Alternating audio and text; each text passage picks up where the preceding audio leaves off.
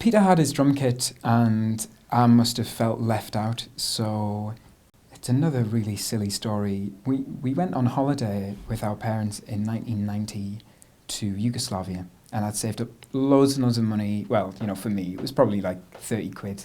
Then the currency was devalued while we were there, and so I came home with probably more money than I'd left with, and bought a £21 Encore acoustic guitar from Argos, thinking I'm gonna play music as well. It's not just Peter. And then we just became obsessed. Just with playing modern music. Actually, then I don't feel like I really discovered like how much I loved listening to music until I was 16 or 17. You had a Strat, kind of 60s reissue Strat. Yep, which I've still got. It's still the only Strat I've got, which I've repainted badly. But anyway, that's another story. It looks very individual now. And I found this mutated SG Special.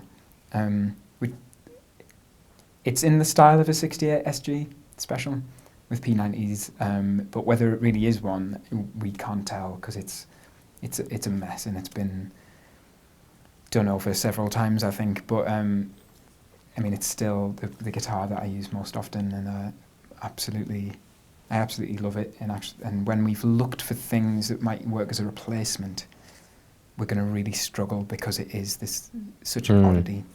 And because we, mostly for recording, we use this 65 reissue Fender Deluxe Reverb, which is absolutely fantastic. Just a brilliant, like, low-powered amp.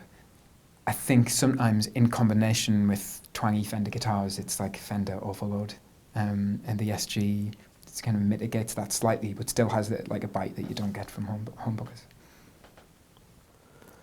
We don't use a lot of pedals in the studio, really. We use the Deluxe Reverb doesn't have a master volume, so essentially the sound comes from choosing which guitar, and then deciding how loud it's going to be.